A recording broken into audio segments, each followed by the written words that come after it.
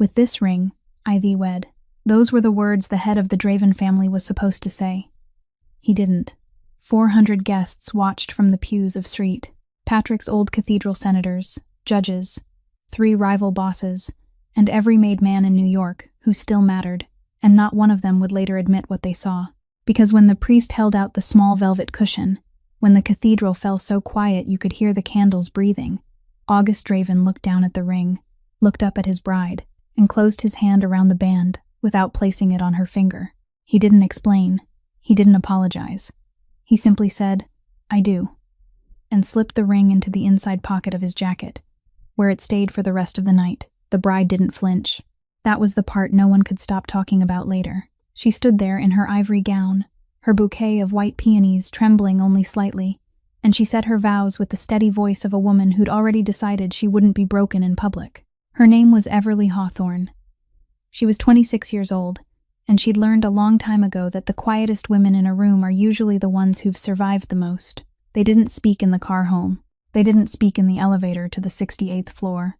And when the penthouse doors finally closed behind them, when there was no one left in the world who could hear, he turned to her across that cold, glass-walled room and said, in a voice as quiet as a safety being clicked off, "I know who you really are." He didn't raise his hand. He didn't raise his voice. He set the ring down on the marble table between them, walked out onto the terrace, and left her standing there still in her wedding dress, still holding the flowers she'd forgotten to set down. What August Draven believed he knew about his bride had arrived 3 days earlier. A USB drive. No name, no note. He'd watched it once. He hadn't destroyed it, and that more than anything said or unsaid at the altar that night was the detail that would undo him. If this opening has you hooked, tap that like button, share this story with someone who loves a dangerous slow burn, and subscribe so you don't miss what comes next. Your support is what keeps stories like this one alive. Now, let's step back into that silent penthouse, where a woman in a wedding dress is about to make herself a promise that will change both of their lives forever. The sound of August's footsteps faded across the marble floor outside the balcony, and when the glass door closed behind him, the great room on the 68th floor became so quiet that Everly could hear the heater breathing very softly beneath the floorboards. She was still standing in the middle of that glass-walled room, still wearing the ivory Vera Wang gown, still holding the bouquet of white peonies whose petals had already begun to wilt at the edges. It took a very long time, so long that she stopped counting, before she moved her first finger. She set the bouquet down on the marble table, carefully, as if it were something that could break. The ring was lying there, exactly where he had placed it before stepping outside. A simple band of platinum, unengraved, without a stone, only a closed circle catching the yellow light of the room. She looked at it for a moment, and didn't touch it. Then she laid the bouquet beside it, and the ring and the flowers rested close together on the stone surface like two things someone had forgotten in a room that didn't belong to them. She walked toward the master bedroom. The wedding gown was heavier than she had imagined. It had been heavy all day, but she hadn't allowed herself to feel it in front of 400 people. Now, with no one left but herself, the weight of the silk, of the pearls sewn along the collar, of the 7 layers of full skirt, seemed to press down on her shoulders like a sentence. She reached behind her back and searched for the tiny row of buttons running down her spine. There was no one to undo them for her. No lady's maid, no sister, no mother, not even the husband who should have been the first to touch that line of buttons. She undid them one by one, very slowly, very evenly, from her neck to her waist, then lower still, until the dress slipped from her shoulders and spilled onto the floor like a pool of frozen cream. She stepped out of it. She bent down, lifted it with both hands, and folded it, not hurriedly, not roughly, as if it were a flag that had to be folded properly after a funeral. She placed the folded gown at the foot of the wedding bed. The bed was still perfectly smooth, the cream silk coverlet still folded by the staff into a flawless triangle, 2 down pillows resting side by side, a small vase on the nightstand holding 3 white roses, not a single crease, not a single sign that anyone had sat there, had lain there, had lived there. She sat on the edge of the bed, in the thin white silk undergarment from her wedding day, and she looked at the folded dress beside her. She looked at the room. She looked at the city burning cold and electric beyond the glass. Manhattan spread below like a kingdom of glass and smoke. She looked at the platinum ring lying on the marble table in the next room. the ring he had deliberately not placed on her finger in the church, and had deliberately not taken with him when he stepped onto the balcony, a ring abandoned twice in the same night. And in that moment, a very quiet voice rose somewhere in her chest, a voice she had known well since she was 18, standing beside Isabel's coffin, and understanding that from then on, she would have to protect herself. That voice told her she was allowed to cry now, that there was no one here to see, that 8 years of silence had been enough, that one night of collapse wouldn't make her weak. Everly Hawthorne heard that voice, and she chose not to listen. She placed both hands on her thighs, drew in one very slow breath, and made herself a promise there in the room where no one existed except her and a wedding bed no one had touched, that tonight she wouldn't cry. Tonight she would think, because something was wrong. Something was very wrong with the words he had just spoken. I know who you really are. A man who had spent 3 months negotiating this marriage, who had met her 4 times in rooms full of witnesses, who had signed documents both sides' attorneys had read over again and again. A man like that didn't suddenly decide on his wedding night that his wife was someone else, unless someone had told him so. And she knew, with the cold certainty of someone who had lived in Ashcroft House for 19 years, that when a powerful man suddenly believes he has been deceived, the question isn't what he believes, but who placed that belief into his ear. And that question, she realized just as the light outside the balcony finally went dark, was the question that might save her life. To answer the question of who had placed that belief into August Draven's ear, Everly had to begin much farther back than tonight, with an April afternoon 20 years earlier, on a stretch of coastal road on Long Island that she no longer remembered clearly, but still dreamed about from time to time, the stretch of road where her mother's car, Margaret Hawthorne's car, veered out of its lane and crashed into a concrete guardrail at a speed violent enough to kill a healthy, sober, clear-minded woman of 31 instantly. A woman who wasn't drunk, wasn't on medication, and didn't have time to leave even a single word behind for the 6-year-old daughter sitting in the back seat. The police said it was an accident. There was no second party, no slashed tire, no tampered brakes, only a curve in the road, a patch of rainwater, and a young mother whose family on her mother's side was already gone, leaving no one alive to ask why she had been driving alone on an afternoon when she should have been at home with her child. Everly was pulled from the back seat with a bruise on her temple and a silence that wouldn't leave her for the next 20 years. She had no father, at least not one whose name appeared on her birth certificate, and when a strange woman in a gray coat came to the hospital that night and bent down beside her, Everly remembered only that the woman smelled of bitter perfume and had very cold hands. A year later, just after she turned 7, she was taken in by a married couple. They were Desmond and Beatrice Ashcroft, and they lived in a 4-story red brick house on the Upper East Side, a house with its own private elevator, a 2-story library, and an Irish housekeeper named Mrs. Fenwick, who always looked at Everly with a kind of pity no one ever explained. No one in that house explained anything to her. No one told her why they had chosen her. No one told her why her name remained Hawthorne instead of becoming Ashcroft. No one told her why Desmond, the man the world called Mr.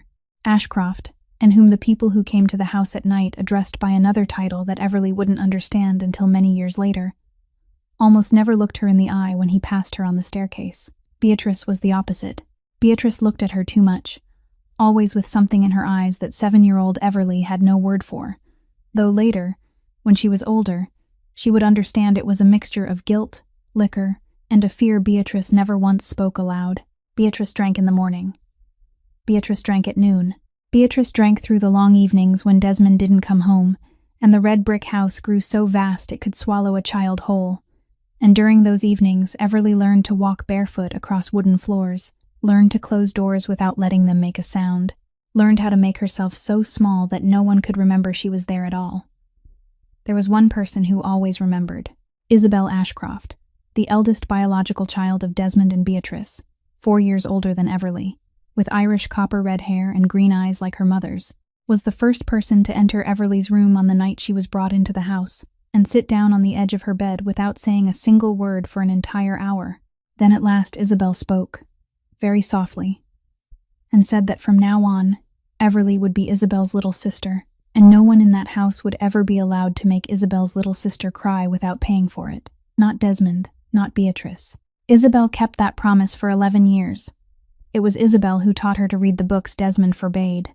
It was Isabel who stole ice cream from the freezer on nights when Beatrice passed out on the chaise, with spilled wine soaking into the carpet. It was Isabel who sat with her in the hospital when she had pneumonia at 12, and Beatrice didn't appear for 3 days. And it was Isabel who, on a November morning when Everly was 18 and preparing to begin school at Columbia, was found dead in her bedroom in the Ashcroft house, with an empty bottle of sleeping pills on the table and a very short letter left for her mother. Isabel was 22. The New York police ruled it a suicide in less than 48 hours.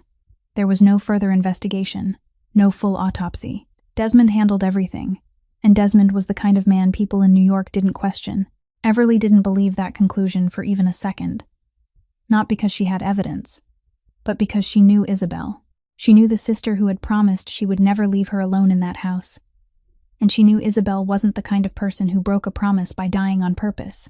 But Everly was only 18, and no one listened to an 18-year-old girl in a family like the Ashcrofts, and so she did the only thing she had known how to do since she was 7.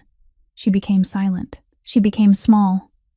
She waited, and for the 8 years between that day and tonight, she had waited for a sign that would tell her why her sister had died, and who had killed her, and why she, the daughter no one had wanted, was the only one left in that house to ask the questions no one wanted to answer.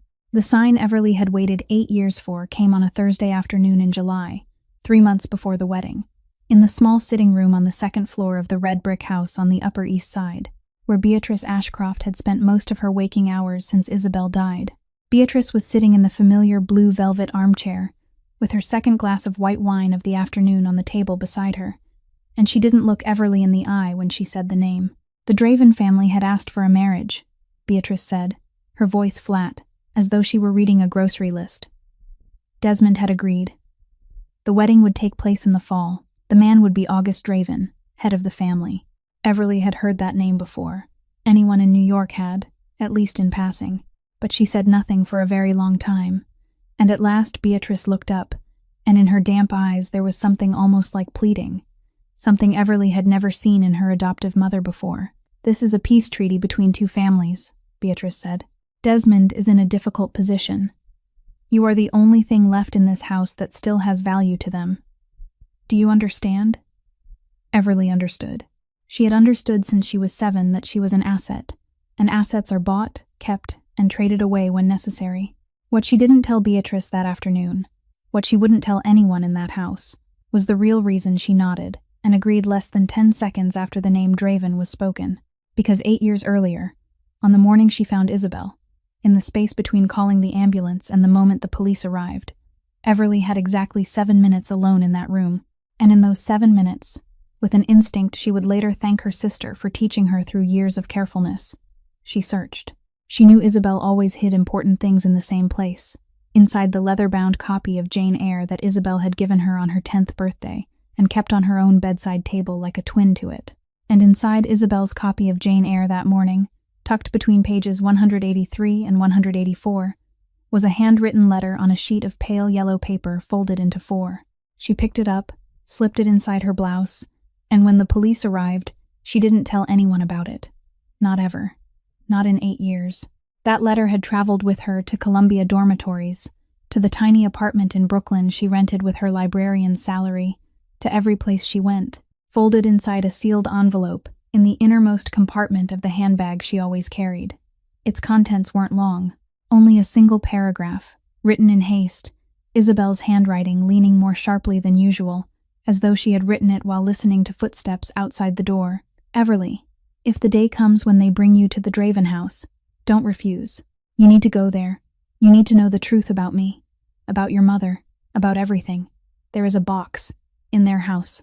I sent it through V, before." That was where the letter ended, at the word before, with no period, no dash, only a blank space Everly had stared into for 8 years, as if staring into an abyss. V could have been anyone. A lawyer named Vincent, a friend named Vanessa, a journalist named Victor. She had tried to search quietly through everything she could find about the Draven family, about Isabel's friends, about any name beginning with the letter V that might connect to both families. And in 8 years she hadn't found a single answer that truly convinced her. But when Beatrice spoke the name August Draven in that sitting room on that July afternoon, Everly knew. She knew with a certainty so sharp it nearly stunned her that this was the door Isabel had tried to open for her 8 years earlier. This was the road her sister had laid out for her with ink and blood, and the foresight of someone who knew she might not live long enough to walk it beside her. The Draven house. The box. She would marry August Draven not because of the peace treaty between Desmond and him, not because Beatrice had pleaded, not because she had no other choice. She would marry him because a 22-year-old girl had died in an upstairs room of this house 8 years ago and left her a slip of paper with 4 lines on it, and had believed she was strong enough to one day reach that place and find what her sister hadn't lived long enough to say. And that was the secret Everly carried with her when she walked into St. Patrick's old cathedral on that autumn afternoon. That was the secret she carried when she stood before the altar and spoke her vows in a voice that didn't tremble. That was the secret she was carrying now, sitting on the edge of the wedding bed in a silk dress, in a room where the man who was supposed to protect her had just said that he knew who she really was. Only, he didn't know. No one in this world knew, not even her. Just a few meters away, separated only by a wall of reinforced glass and an iron door so thick that no one had ever heard a sound from the other side, August Draven was standing on the open-air terrace of the 68th floor, smoking the first cigarette he had touched in 6 years. He had quit on the exact day his father died, for reasons that had nothing to do with health, and everything to do with the habits of a man who wanted control over every small detail of his life, and for 6 years he hadn't laid a hand on a single pack. Tonight he had. He had walked straight from the drawing room onto the balcony, opened the 3rd drawer of the mahogany cabinet set against the railing, where he kept a bottle of Japanese whiskey and an already opened pack of Marlboro Red from 6 years earlier, and he had lit one without hesitation. The smoke tasted strange on his tongue, like something awakened from a long sleep. August Draven was 37 years old, a second-generation Sicilian-American, 6 feet 2 inches tall, with black hair lightly touched with silver at the temples, the blue-gray eyes of a mother from an old northern Italian line, and the hard structure of a Sicilian father who had carried that blood from a small village near Agrigento to Brooklyn in the winter of 1951. He wasn't cruel. That was what anyone who had worked with him over the last 10 years would say if anyone ever asked. Though no one asked. Because in the world, August Draven ruled. Questions like that had a way of answering themselves through silence. He was precise. He read 7 newspapers every morning in exactly 40 minutes. He never gave an order twice. He never signed a document he hadn't read to the final line. He controlled 6 neighborhoods in Brooklyn, 3 ports along the East Coast, a network of restaurants and private clubs in Manhattan so tangled that even the Internal Revenue Service had given up trying to understand it, and 3 of the judges who sat in judgment over his men whenever they were unlucky enough to be arrested. That wasn't cruelty. That was precision. But precision, in a man with power like his, could look exactly like cruelty from the outside, and August Draven was old enough to understand that the distinction didn't matter to the people standing beneath his gaze. On the balcony tonight, he wasn't thinking about his empire. He was thinking about 2 people who had died.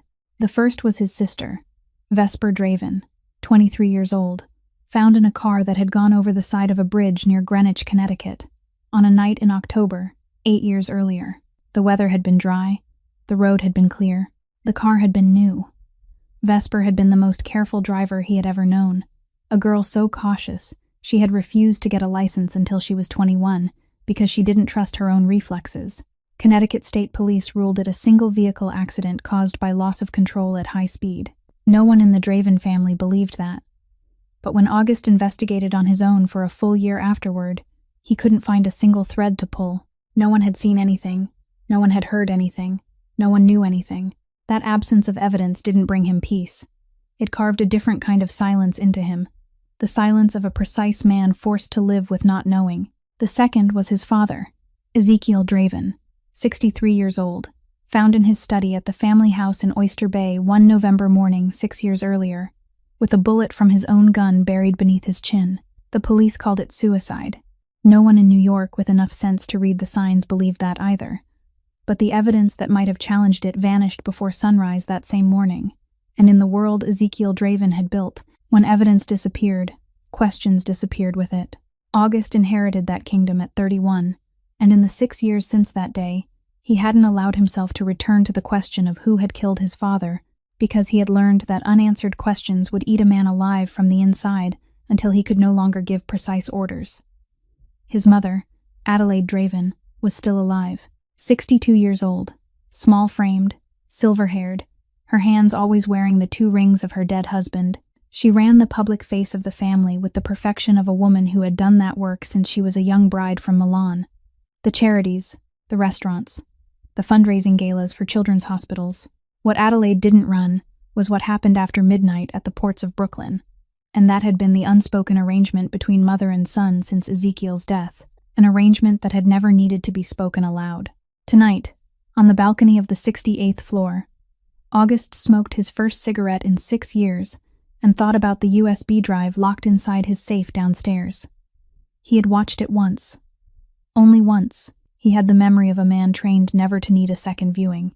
And now, in his mind, the image of the woman in the wedding dress, standing behind the glass door 3 meters behind him, was sliding over another image, the image the USB had shown him 3 days earlier, and the 2 images didn't match in a way a precise man like August Draven should have recognized from the very beginning. He crushed the cigarette against the stone railing, and he didn't go back inside. At 7:30 the next morning, Everly came down to the dining room at exactly the hour the Draven family served breakfast. Not 1 minute early, not 1 minute late, wearing a simple gray wool dress and a pair of low-heeled shoes, with her hair pinned neatly at the nape of her neck as though she were going to work, rather than coming down to breakfast on the first morning of her new life. This was a decision, not a habit. She could have remained in the room. She could have spoken through the intercom and said she wasn't feeling well, and no one on this 68th floor would have dared question it. New brides were allowed to be fragile, but Everly Hawthorne hadn't survived 19 years in the Ashcroft house by retreating, and she had no intention of beginning to retreat on the first morning of the rest of her life. August was already seated at the head of the table. He was reading the printed Wall Street Journal, as he did every morning, and he didn't look up when she entered. He was wearing a white shirt open at the collar, no tie, sleeves rolled to the elbows, and on his left wrist was an old Patek Philippe watch she had noticed he always wore, not because it was expensive, but because it was old in the particular way only inherited things could be old. She sat at the opposite end of the table, 4 meters of polished black oak between them, and she waited. The servant, a tall, lean young man in a black suit named Tomas, whom she had been introduced to the afternoon before, emerged from the kitchen carrying a silver coffee pot, took 3 steps toward her, then stopped. Not because she had made a gesture. She made no gesture at all. He stopped because, by instinct, his eyes had turned toward the bodyguard standing in the corner of the room, the broad-shouldered man in the gray suit named Rocco Barone, whom she had seen 3 times since the night before. And Rocco Barone hadn't nodded. Tomas stood there with the coffee pot in his hand, in a moment stretched long enough for her to understand. Coffee wouldn't be poured until her husband gave permission, and her husband was reading the newspaper and couldn't be bothered to look up. She said nothing. She rose from her chair, walked 4 steps around the table, took the coffee pot from Tomas's hand so gently he didn't have time to resist, returned to her seat, and poured herself a full cup. She set the pot down on the table. She added sugar. She stirred. She took the first sip. The coffee was hot and bitter and perfect, and she didn't look toward August even once through the whole of it. Then she sat still. August kept reading. The clock on the mantel ticked. Beyond the windows, the sun had risen over Central Park and turned the October trees into a pool of molten brass. She counted, not because she was restless, but because counting was what she did with her mind when the rest of her had to remain very still. 7 minutes, 8 minutes, 9. At the 11th minute, he turned the final page of the newspaper, folded it in half, set it down beside his plate, and said, still without looking at her, that he would be going to Boston this week and would return on Friday. I understand, she said. And am I going with you, or is that no longer part of the arrangement? He looked up. It was the first time he had looked at her since she entered the room, and she held his gaze without blinking, because she had decided somewhere between midnight and dawn that she was finished with blinking first. In his blue-gray eyes, for no more than half a second, something passed through that she would think about many times in the weeks ahead. Not surprise. Not anger. Something closer to seeing a detail that didn't match the file. A single line of figures out of place in a ledger. The first crack in a wall he had thought seamless. He looked at her a second longer than necessary. Then he said, "You will come with me." After that, he returned to his newspaper. But he wasn't truly reading anymore. She finished her coffee in silence, stood, and left the room before he had time to fold the paper a second time. The trip to Boston never happened for her. 2 days after that silent breakfast, August flew out alone with 2 bodyguards and a lawyer, leaving her a message through the housekeeper that the plan had changed and that she was encouraged to consider the penthouse her home. Encouraged was his word. In the Ashcroft house, Everly had learned how to recognize when an encouragement was really an order, and she didn't need anyone to explain to her that the 68th floor of this building overlooking Central Park, with its private elevator requiring a fingerprint code and a terrace enclosed in 3-centimeter thick bullet-resistant glass, was a cage decorated so exquisitely that it took several days to notice the bars. Her phone had been replaced on the wedding night. Her old contacts had been erased. The new phone could call only 3 numbers: August's number, the housekeeper Margot's number, and the number for a private medical service she had never once needed. No social media apps, no email, not even a weather app. She didn't complain. On the 3rd day after the wedding, she woke at 6 and began building a schedule, not on paper but in her mind, where no one could read it.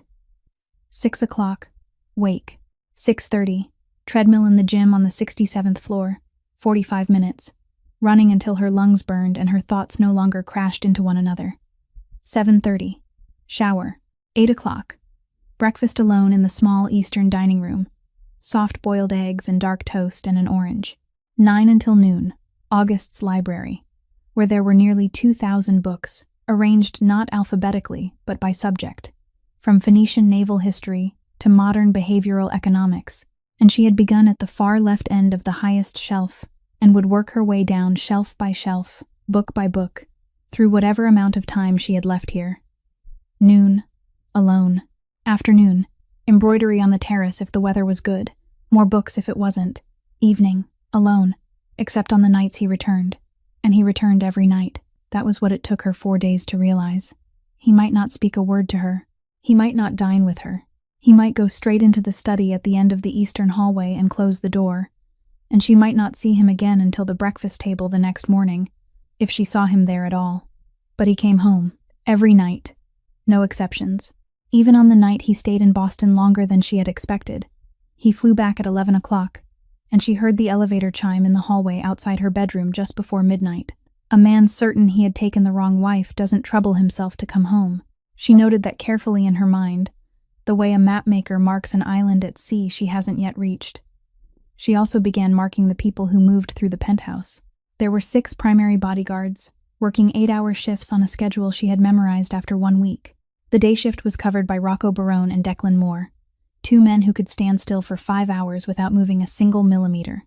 The afternoon shift belonged to Vincenzo, Callahan, and Thomas Bellini, and Vincenzo was the only one who sometimes offered the faintest smile when she passed. The night shift belonged to the 2 Corsi cousins, both 6 feet 3 inches tall and both men who never said more than 2 words to her. All 6 were loyal to August, to a degree that left her unable to see a single gap in the way they operated, except for Rocco Barone.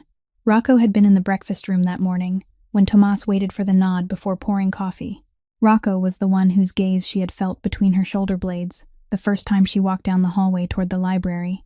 And Rocco, on the 7th day after the wedding, had looked at her 3 seconds longer than necessary as she passed the gym door, a look that wasn't polite and wasn't the assessment of a professional, but something else, something measuring, something calculating, as though he were comparing her face to another face he had seen somewhere before. She hadn't looked back. She had walked straight into the gym and run 15 minutes beyond her schedule, and when she left, she hadn't looked toward the corner where he stood. But that night she lay awake in her large bedroom, listening to the water from her husband's shower running in the room next to hers at 1 o'clock in the morning, and she added another line to the map in her head. Rocco Barone. Watch further. Do not trust. And she added another line as well, one she would return to many times in the weeks ahead. A man who is certain never troubles himself to come home. The invitation arrived in the 3rd week on a card of thick cream paper, handwritten in blue-black ink, in the steady, slanted script of a woman who had learned calligraphy from a nun in Milan 60 years earlier. The card was brought into the breakfast room with the coffee pot on Thursday, not by the housekeeper Margot, but by Rocco Barone himself, who placed it beside Everly's plate without a word and stepped back 2 paces to wait for her to read it, as though he had been instructed to make certain she received it. She read it once. Adelaide Draven invited her to luncheon on Sunday at the seaside estate in Oyster Bay, alone, at 12:30. There was no explanation, no subject, no question. Sunday will come. That was all it said.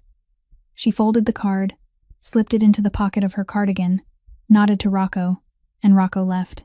On Sunday, she was taken there in a black armored Mercedes driven by Vincenzo Callahan, and the 90-minute journey along the Long Island Expressway passed in a kind of easy silence she hadn't been allowed to enjoy in 3 weeks. The Draven estate in Oyster Bay stood at the end of a private road, nearly a mile from the main gate, a 3-story gray-stone Tudor house, built in 1922 by a railroad magnate who went bankrupt during the Great Depression and bought by the Draven family in 1963, without a single brick being changed. Adelaide was waiting for her in the glass room overlooking Long Island Sound. She was wearing a pearl gray wool dress, a blue silk scarf loosely tied at her throat, and on the ring finger of her right hand were the 2 rings of her dead husband that Everly had heard described, but had never seen from so near. She rose when Everly entered, didn't embrace her, didn't kiss her cheek, only held out both hands and kept Everly's hands in hers for a moment, and Adelaide's hands were warm and dry and steady, in a way that made Everly, for the first time in 3 weeks, almost let herself loosen. They ate baked cod with asparagus and a small salad from the garden. They shared a bottle of Sancerre left half full, and they spoke about books. That was all Adelaide wanted to speak about. Not one question about August. Not one question about the wedding night that all of New York had been whispering about for 3 weeks. Not one question about Everly's parents, about the Ashcroft house, about any of the things an ordinary mother-in-law would have asked a new bride. Instead, Adelaide asked what Everly was reading, and when Everly said she had just opened The Master and Margarita by Bulgakov, which she had found on the 4th shelf from the left in August's library, something gentle passed through Adelaide's eyes, and for the next hour and a half, they spoke of the devil Woland, and the black cat Behemoth, and the manuscript that never burns in the fire. Adelaide had read that book in the original Russian when she was 20, during a winter she spent in Leningrad with an aunt, long dead, and she quoted a line of Bulgakov in Russian that Everly didn't understand, but would remember, because the sound of it felt like prophecy. When the clock on the mantel struck 3, and Vincenzo appeared in the doorway to say that the car was ready, Adelaide rose and walked her all the way to the stone steps before the house, and there, in the slanting October sunlight leaning west, she stopped and placed one hand on Everly's wrist. The touch was so light that anyone looking from a distance would have seen only the polite gesture of a hostess, but Adelaide's hand stayed there for exactly 3 seconds, and in those 3 seconds she looked straight into Everly's eyes and said, very softly, that her son was a precise man, and precision in a man with no love to soften it is only another name for cruelty, and she thought Everly was intelligent enough to know that. She also thought, Adelaide said, that if she wasn't mistaken about Everly, then she would survive whatever it was August was trying not to think about now. And when she did, Adelaide would be here. Adelaide's hand left her wrist. She smiled, a small smile, hardly a smile at all, and turned back into the house before Everly had time to answer. On the drive back to Manhattan, Everly sat in the rear seat of the black Mercedes and looked out at the dusk stretching across the highway, repeating every word Adelaide had said until she was certain she remembered it exactly. Precision without love is only another name for cruelty. If I am not mistaken about you, I will be here. She isn't mistaken, Everly thought. She has never been mistaken about anyone. 3 nights after the luncheon at Oyster Bay, August came home at 11:45 with a cut 5 centimeters long across the back of his left hand. Everly was sitting in the library when she heard the elevator chime in the hallway outside, and when she rose from her chair to make herself a cup of warm water in the small kitchen beside it, she passed the door of his study and saw him sitting on the edge of his desk beneath the only lamp that was lit, his jacket off, his sleeves rolled up, trying and failing to wrap a bandage around his hand with the other hand alone. He didn't see her. She didn't step inside. She only stood in the doorway for 2 seconds, long enough to recognize that the cut hadn't come from a kitchen knife, hadn't come from broken glass, hadn't come from anything that might happen in a kitchen or a boardroom. The wound was straight and clean and deepest in the middle, fading at both ends. The kind of cut a blade leaves when it touches skin in a horizontal motion, and she had lived 19 years in the Ashcroft house to recognize a wound like that without asking questions. She kept walking to the kitchen.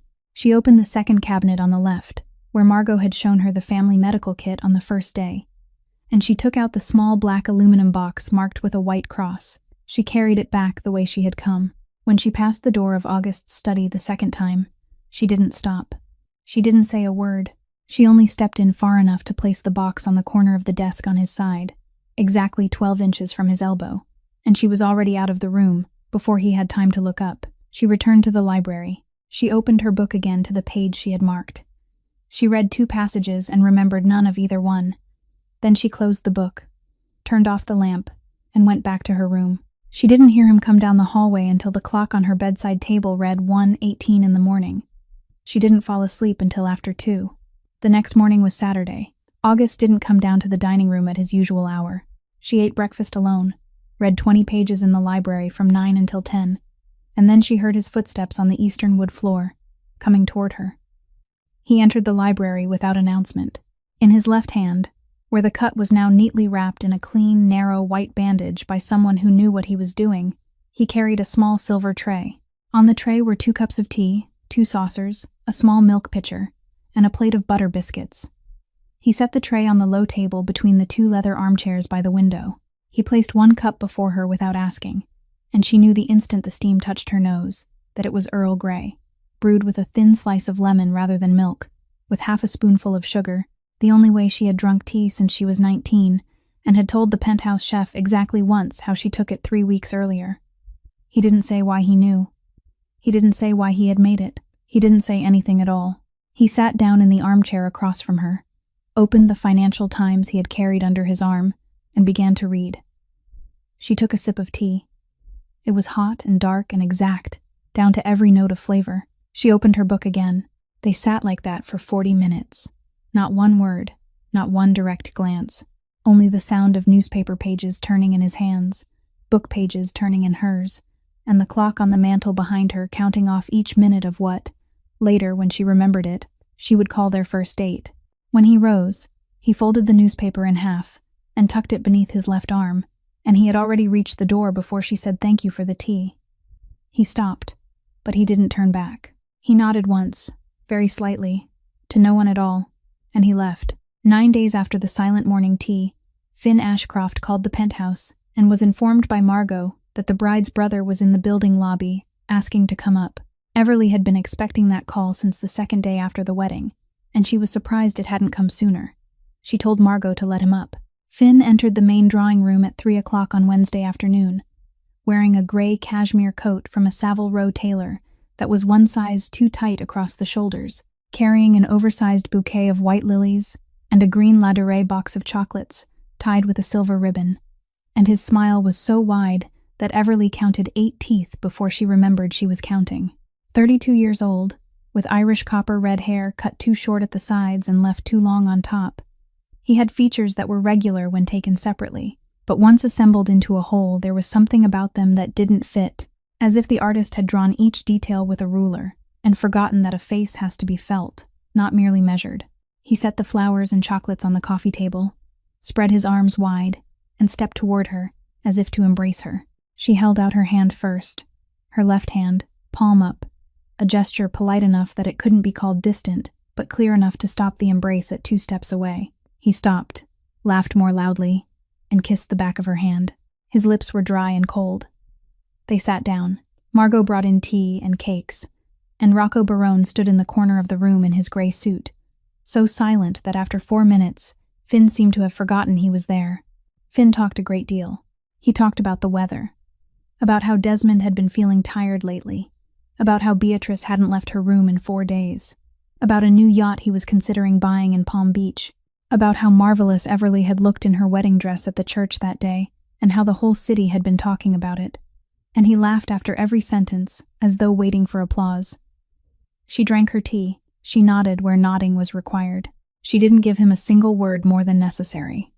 At the 17th minute, Finn set his teacup down, leaned forward, and his voice dropped by 1 note, still cheerful, but now with an extra layer of sweetness she had heard many times in the Ashcroft house, whenever Desmond wanted something from a guest who didn't yet know he was being lured.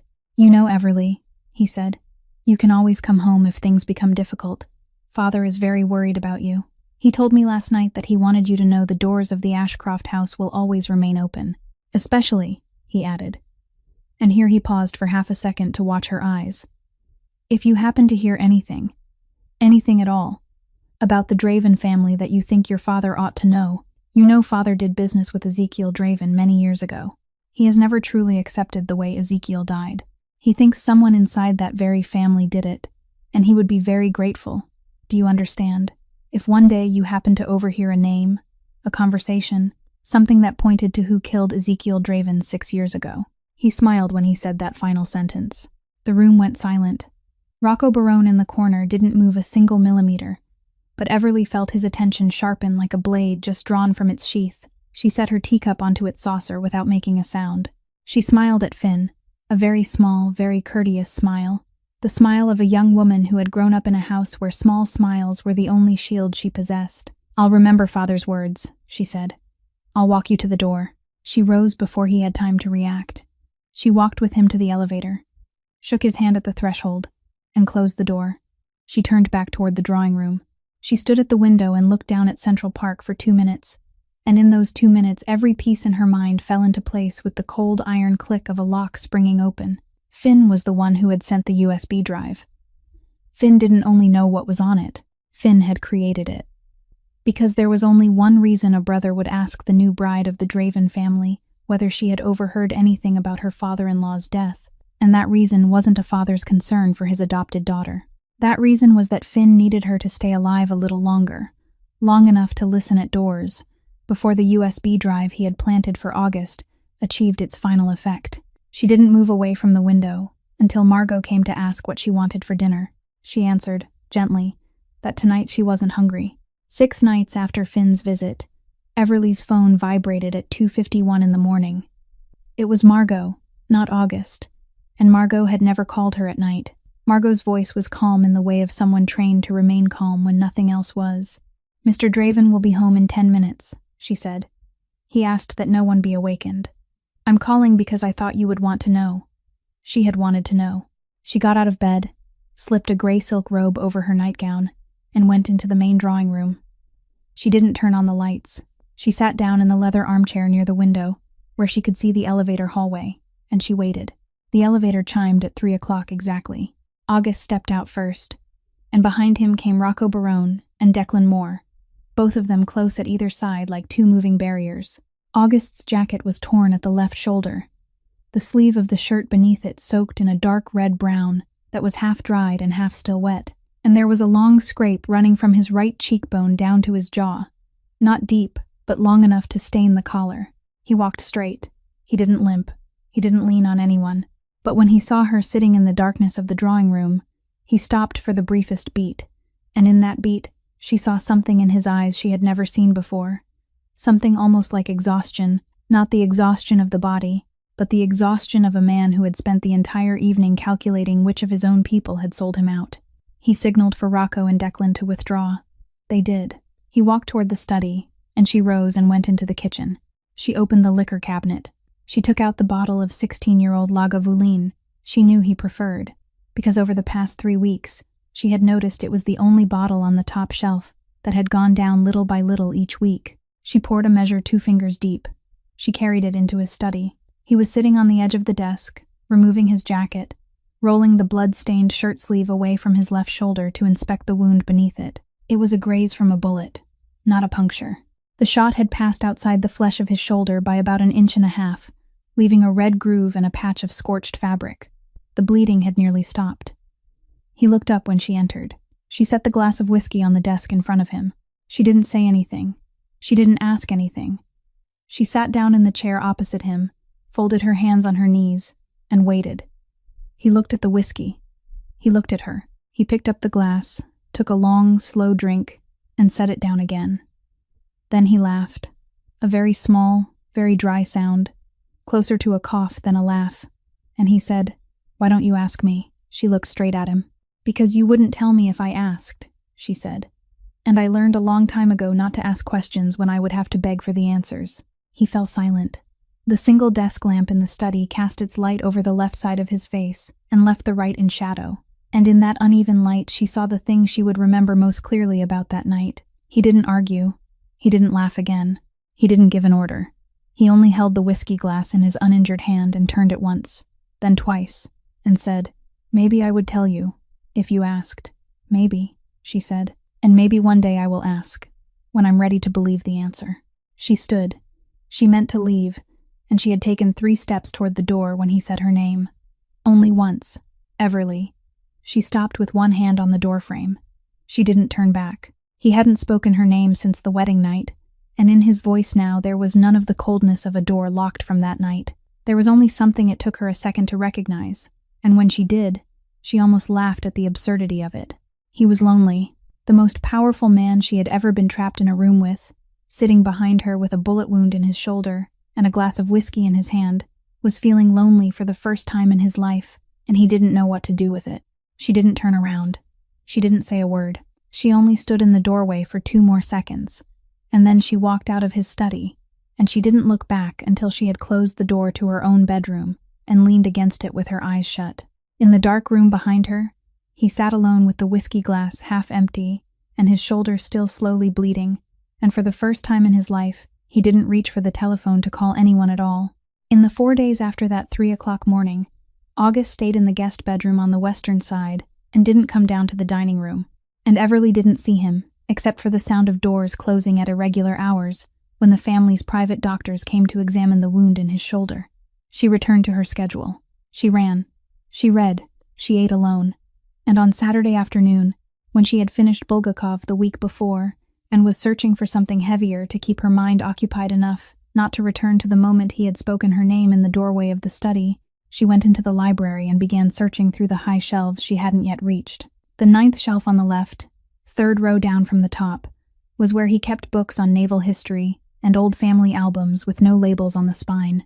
She pulled out a dark brown one, leather worn soft at the 4 corners, with no title on the spine, and carried it to the armchair by the window. She set the album on her lap and opened it slowly, because she had learned from her adoptive mother that old albums in powerful houses often contained more than their covers promised. The first 2 pages were black and white photographs. The wedding of Ezekiel and Adelaide Draven in a church outside Milan in the spring of 1980. Then came the ordinary family pictures. Ezekiel holding a dark-haired little boy, Adelaide in a fur coat on the steps of the Oyster Bay estate, Christmas dinners, summer days by the shore. She turned the pages steadily, not looking for anything specific, until she reached page 22. There she stopped. Page 22 held 4 color photographs mounted in paper corners.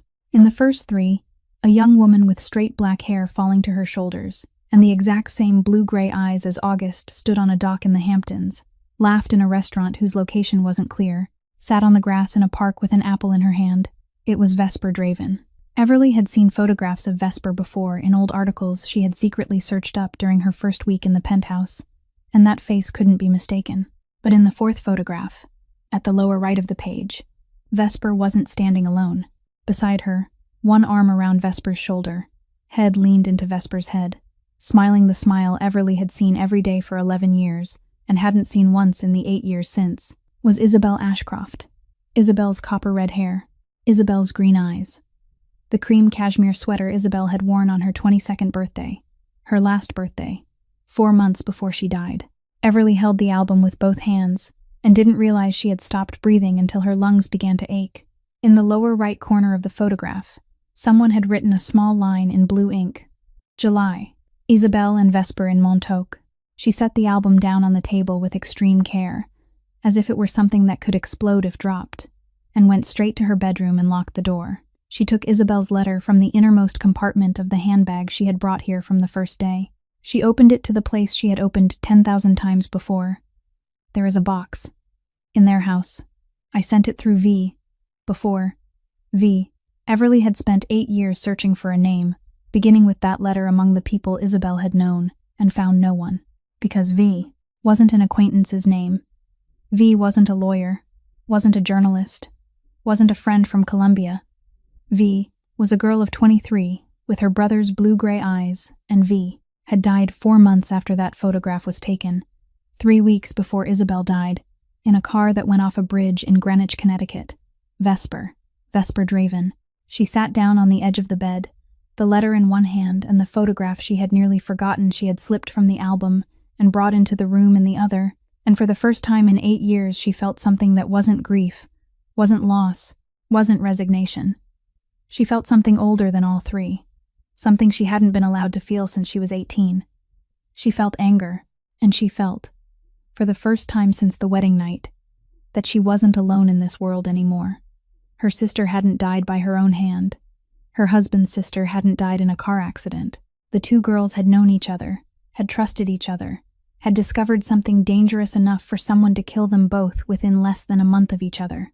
And Everly Hawthorne, the only person left in this world who knew that neither death had been an accident, would be the one to find out what had caused both of her sisters to die.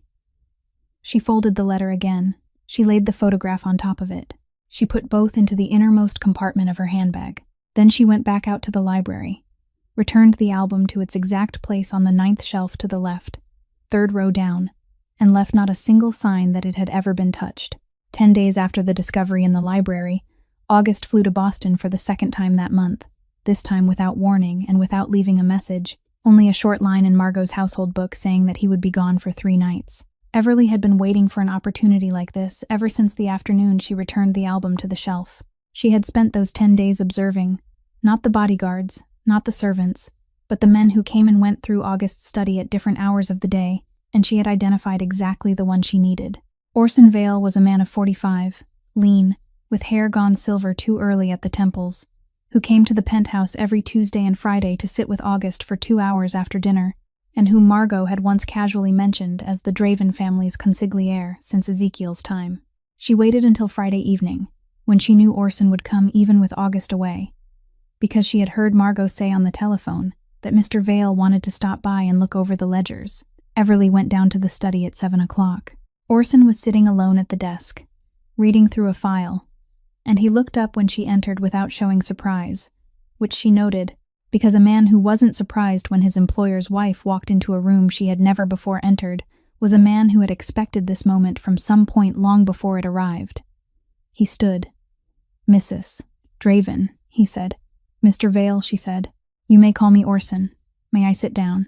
She sat. He sat as well. For 5 seconds, neither of them spoke. And then Everly drew from the book she was carrying the photograph she had taken from the album 10 days earlier, and laid it face up on the desk between them. Orson looked at the photograph. He didn't pick it up. He didn't touch it. He only looked, and Everly watched his face long enough to see the thing she hadn't been certain of before but now knew with certainty. He had known. He had known this photograph existed. He had known about Vesper and Isabel.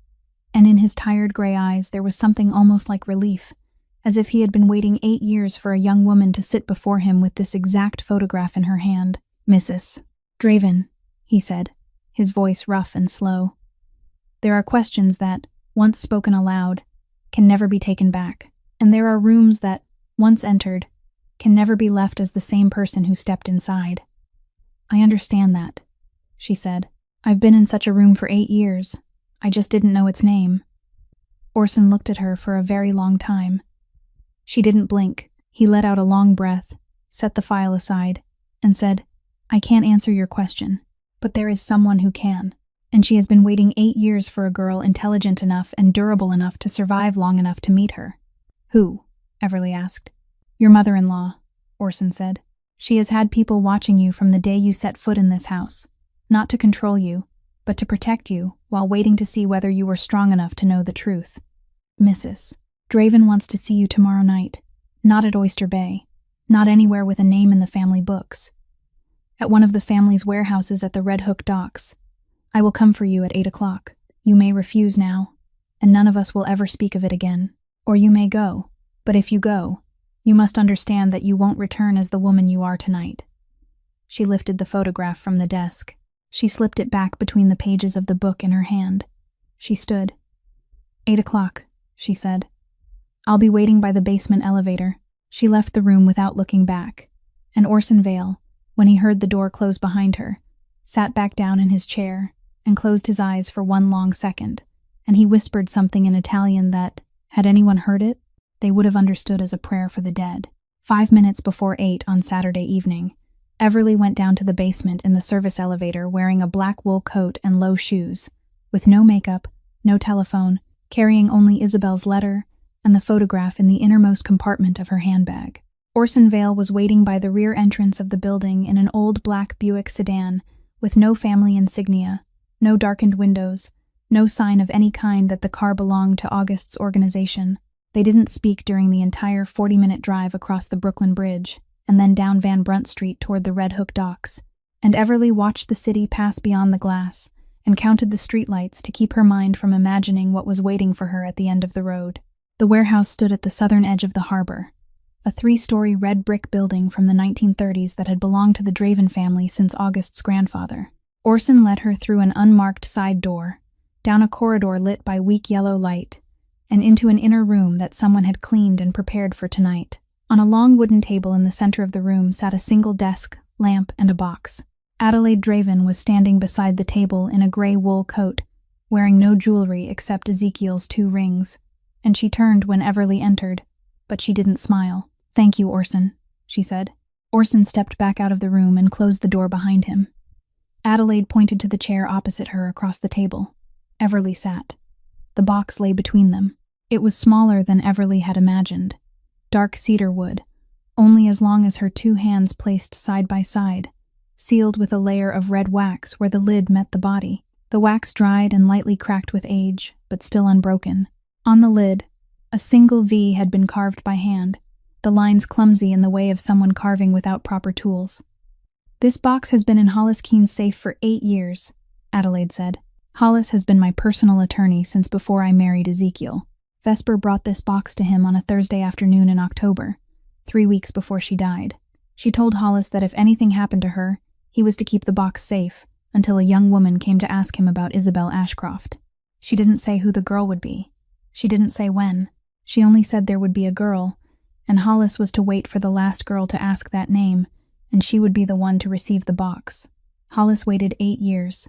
He contacted me for the first time on the afternoon after your wedding, when he saw your name in the papers and realized you were the only girl who would have reason to ask. We agreed to wait a little longer, until we were certain you would come.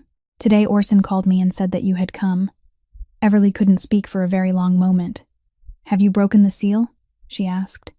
"No," Adelaide said.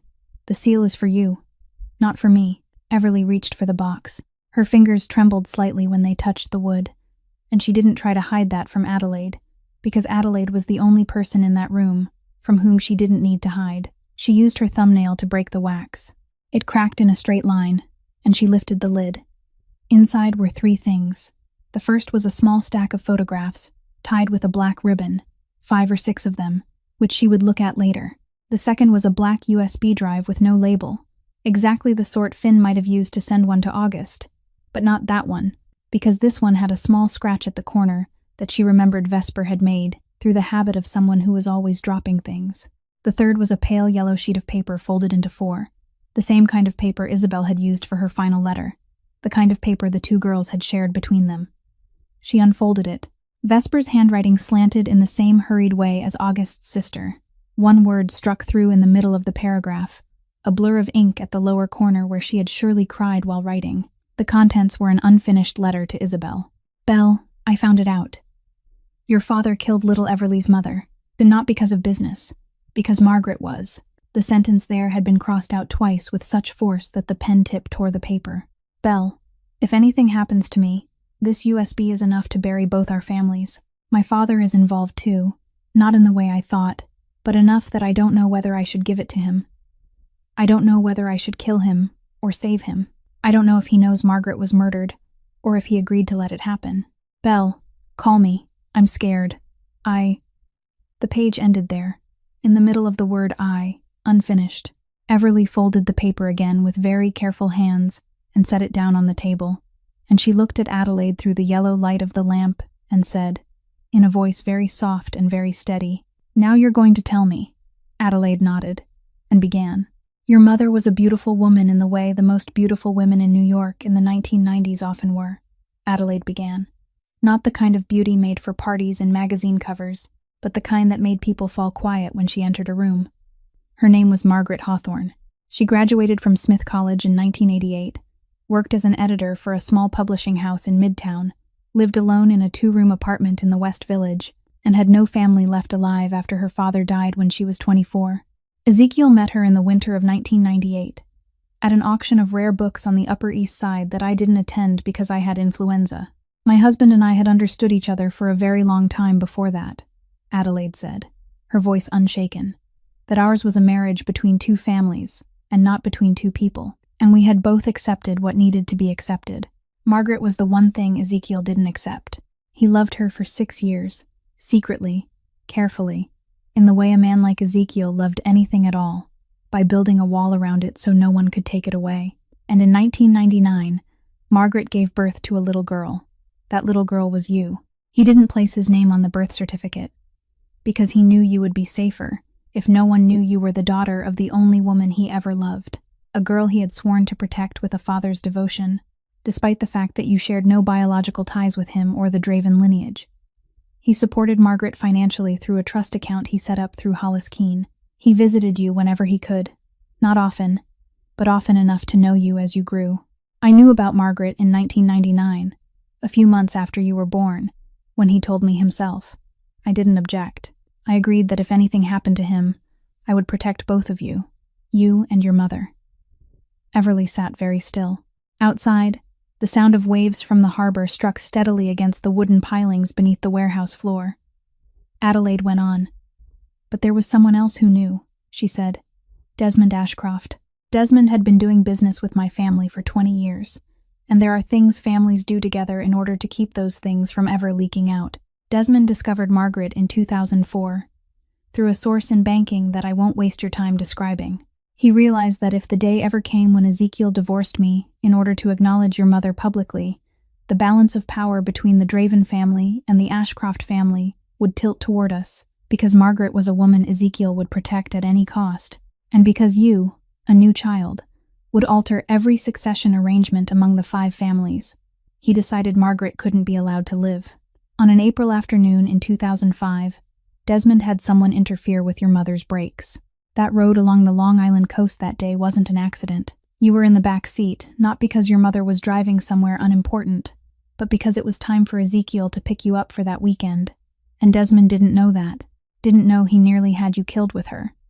Ezekiel knew within 48 hours exactly who had done it. He didn't have enough proof to do anything publicly, and if he acted, Desmond would use you as a weapon in retaliation, so he did the only thing he could do to keep you alive.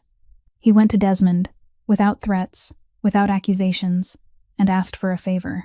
He asked Desmond and Beatrice to adopt you, under the name Hawthorne, never to be changed, and to raise you as a daughter in their house. In return, Ezekiel would never investigate Margaret's death, would never make his relationship with her public, and would step away from an important port agreement the Ashcroft family had wanted for 5 years. Desmond agreed, not because he cared about you, because he understood that keeping you alive under his roof was the best insurance against Ezekiel ever changing his mind. You became a hostage for 19 years without ever knowing it. Everly didn't cry. She had gone past the ability to cry by the second minute of this story. And Vesper, she said. And Isabel. Adelaide closed her eyes for 1 second. Vesper learned the truth in 2016, 8 years ago, through a set of old papers belonging to her father that she went looking for when she began asking questions about her mother. She told Isabel, not because Isabel was Desmond's daughter, but because the two of them had become close in the summer at Montauk, when they were both 19, and had discovered that they both shared a protective bond over a younger sister, who was the secret link between their two families, the girl Isabel had spent her whole life protecting. The two of them investigated together for 4 months. They found enough. They were preparing to bring the evidence to Ezekiel and to me. Desmond found out before they could. Vesper died 3 weeks before Isabel. Both deaths were ordered by Desmond. 2 years later, when Ezekiel still wouldn't stop digging into Vesper's death, which he never believed had been an accident, Desmond had him killed too. The man who carried it out died in a fire 3 months later, very conveniently. And Finn, Everly said. Adelaide opened her eyes. Finn has known everything since the day his sister died. Finn was the one who helped his father clean Isabel's room to make it look like a suicide. Finn sent the USB to August 3 days before the wedding. Not so August would know the truth, but so August would believe you were a spy planted by a rival family and kill you in the fury of the wedding night. That was the final piece in a plan 19 years in the making. You were the last thread still tying your husband's father to your mother. And if you died by your husband's hand, both families would shatter in a war the Ashcroft family would win. Everly placed both hands on the table and kept them there. And my husband, she said. He knows nothing about me. Not yet, Adelaide said. But he will. Tonight. August returned to the penthouse at 11 o'clock on Sunday night, one night earlier than expected, and Margot had texted Everly when his car was still 10 minutes from the Brooklyn Bridge. Everly had been ready since 6 that evening. The cedar box inside a linen bag, Vesper's unfinished letter wrapped again in its own separate envelope, the USB drive that Orson had asked an outside specialist to decrypt over the past 20 hours, now able to be opened on any computer. She didn't wait in the drawing room. She waited in the place he would come once he realized she wasn't in her room. The place he always came when there was something he had no words to name. The place Margot had accidentally told her about 2 weeks earlier, when she asked why he sometimes vanished in the middle of the night, and no one knew where he went. The vintage car garage on the penthouse's private basement level, a space 40 meters long lit by bulbs hanging from cords along the concrete ceiling, where August kept 6 cars he had collected over 10 years. A midnight blue Jaguar E-Type, 2 antique Alfa Romeos from the 1960s, a black original Porsche 911, and 2 others Everly didn't know the names of. She sat on a folding metal chair in the middle of the garage, the linen bag resting across her knees, and she waited. He came down by the internal staircase at 11:28. He was wearing a black wool coat, the collar of his shirt unbuttoned at the throat, and he stopped on the last step when he saw her. 3 long seconds. He didn't ask what she was doing there. He already knew, because everything in the way she had arranged herself, back straight, both hands resting on the bag, eyes steady and unblinking, had already told him she hadn't come here to beg and hadn't come here to explain. She had come to give him something. "Sit down," she said. He sat in the metal chair across from her, 5 feet apart on the concrete floor, and she placed the bag between them. She took out the cedar box first. He recognized it at once. She saw that in a tiny movement, a tightening of his jaw he didn't hide quickly enough. The hand-carved V on the lid. She didn't need to explain. Then she took out Vesper's unfinished letter. She handed it to him. He read it. She had watched the faces of men being broken for 19 years in the Ashcroft house, and she knew the different shapes of collapse.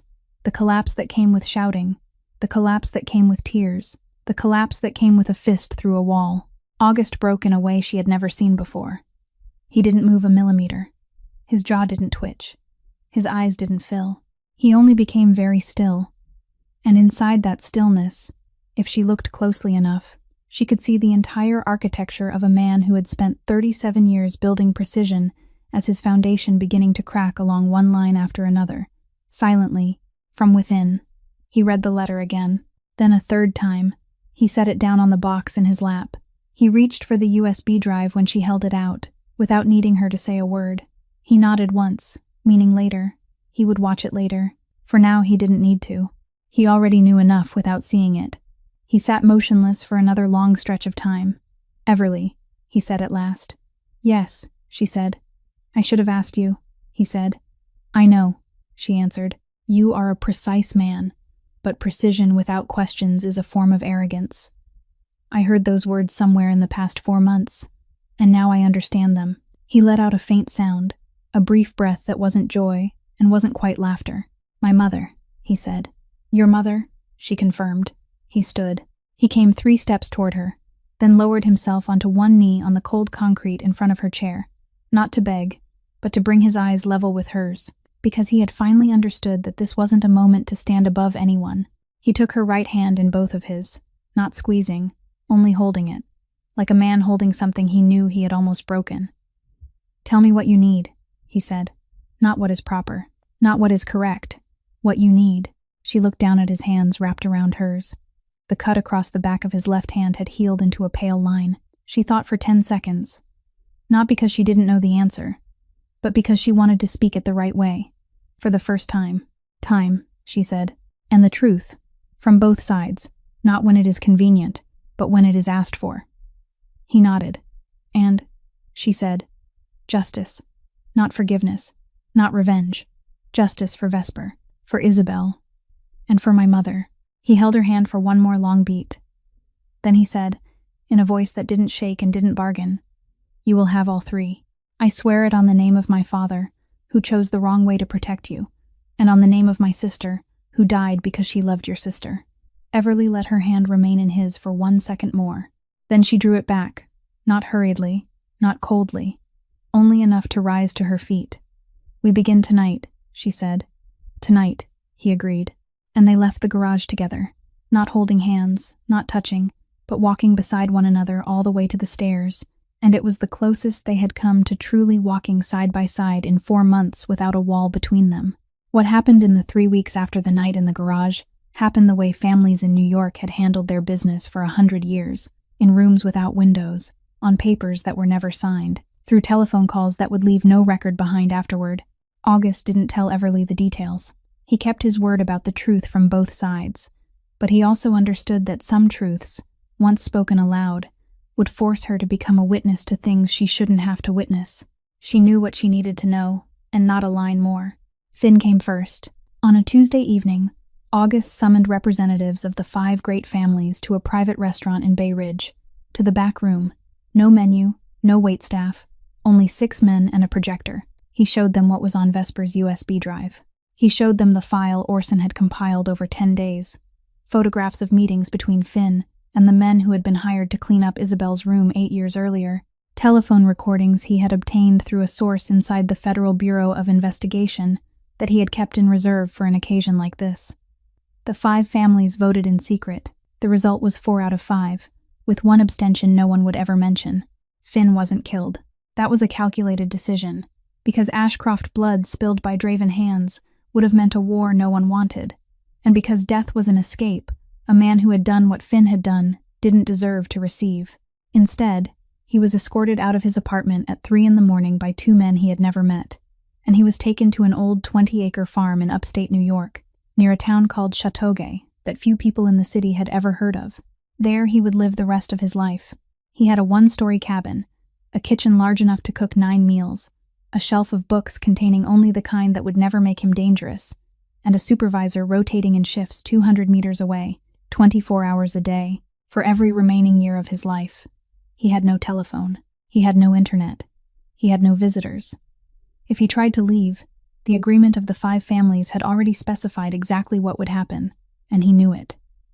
Desmond came 4 days after Finn. There was no meeting, no vote. Desmond was the head of a family, and the head of a family was handled differently. On a Saturday afternoon, Desmond Ashcroft was found in his study in the Upper East Side house, seated at his desk, with a whiskey glass half empty in his hand, and the expression of a man who hadn't had time to understand what had just happened to him. The New York Police Department arrived within 40 minutes. The medical examiner arrived within 80. The official conclusion, signed and sealed within 48 hours, was stroke caused by a clot in a cerebral artery, an unforeseeable complication in a 59-year-old man with a history of high blood pressure he had failed to treat adequately. There was no investigation, no full autopsy. Not a single newspaper asked a question. That was the way New York worked when it wanted something to disappear, and it had wanted this to disappear. Beatrice came to the penthouse 7 days after Desmond's funeral. She came without warning on a Wednesday evening. Margot led her upstairs without asking Everly because Margot had understood from the look in her eyes that this was a moment that couldn't wait. Beatrice was wearing a black wool coat, 2 sizes too large, her hair unbrushed, and when Everly entered the drawing room, she had dropped to her knees on the carpet and begun to weep the way only a person weeps who has held that crying back for 8 years and no longer has the strength to hold it any longer. "I knew," Mother said. "I knew from the morning Belle died. I found a piece of paper in Desmond's desk drawer that night, and I knew, and I said nothing. I didn't tell the police. I didn't tell you. I watched you cry over your sister's coffin, and I said nothing. I let you lose your sister. I let you live in that house with that man. I drank so I wouldn't have to remember. I drank so I wouldn't have to look at your face every morning. I'm sorry. I know sorry means nothing, but I have nothing else." Everly stood looking at her. She didn't sit down. She didn't hold out a hand. For 8 years she had thought that if this moment ever came, she would scream. But standing there, she couldn't find a scream anywhere inside herself. She couldn't find forgiveness anywhere inside herself. She could only find exhaustion, and something very small beneath the exhaustion that she didn't want to name. "Can you stand up?" she said. Beatrice rose unsteadily. Everly called Vincenzo from the hallway, and 20 minutes later, a car was waiting in the basement. She walked Beatrice to the car without touching her. That night, she took her to a rehabilitation center in a small town called Litchfield, Connecticut, a quiet facility Hollis Keene had arranged over the telephone in 30 minutes. And when they arrived, Everly signed the sponsorship papers as next of kin. She didn't stay for breakfast. She didn't embrace her. She didn't promise to visit. But when the car had left the gates of the center, and she was sitting in the back seat watching the autumn woods pass beyond the window, she realized, with a surprise that startled her, that she was crying, quietly. Not for Beatrice, not for Desmond, not for Finn, but for her sister.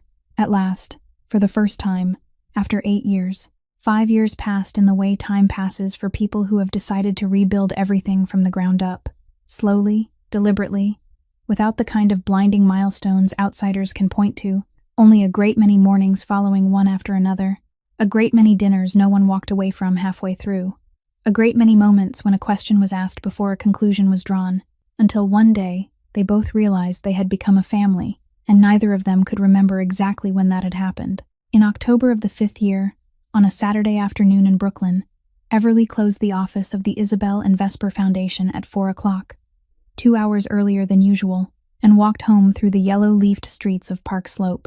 The foundation had begun with 3 employees in a rented room on the 2nd floor of an old bookshop, and now it had 22 employees across 2 floors on 4th Avenue, receiving an average of 40 women each month, each one of them someone who had been forced to leave a home that should have been safe and had become the opposite. Everly didn't stand on stages, didn't speak at fundraisers, didn't give interviews. She met every woman who came to the foundation in her first week there, made each of them a cup of tea, and sat with them long enough for them to understand that there was someone on the far side of their fear who had walked that road and lived. That was the work she did. That was the work she had chosen, and kept, and would keep. At home, in the 4-story townhouse in Brooklyn Heights, that they had moved to from the penthouse 2 years after the wedding because Everly had said, and August had agreed, that a child shouldn't grow up on the 68th floor, 3-year-old Oliver August Draven was trying to teach his 1-year-old sister, Isabel Vesper Draven, how to stack wooden blocks into a tower without knocking it down at the 4th block.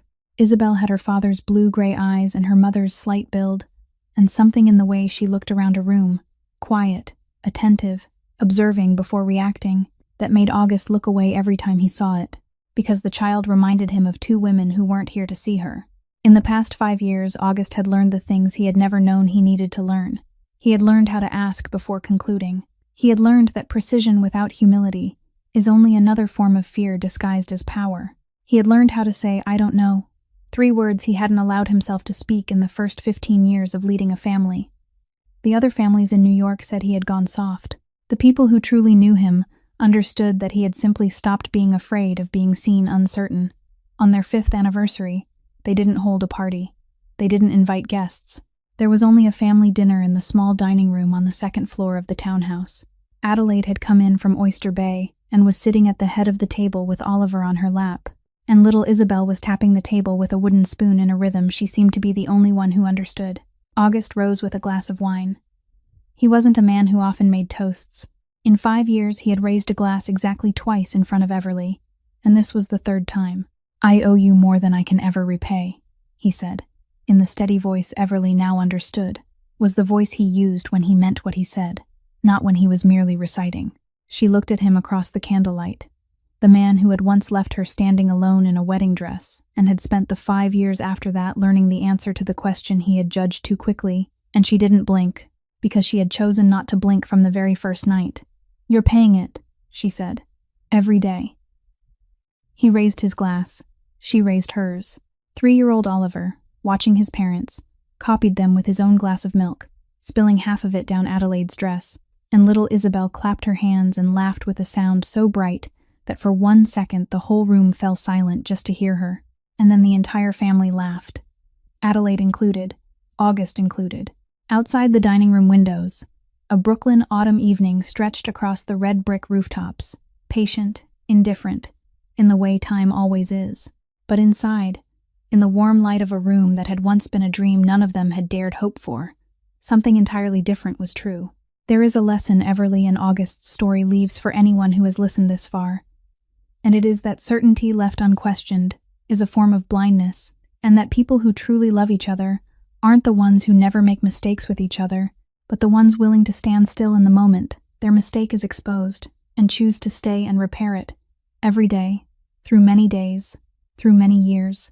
That justice doesn't always arrive with noise, that forgiveness isn't a gift we owe to those who have wounded us, that sometimes the kindest thing we can do for a mother who failed us is take her to the place where she can be helped and then keep walking, and that the quietest women in a room are often the ones who have survived the most and will be the last ones still standing after everyone else has fallen.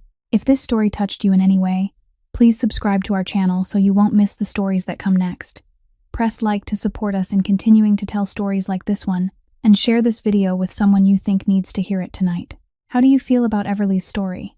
And have you ever had to stand in a room where someone you trusted looked at you and came to the wrong conclusion about who you were?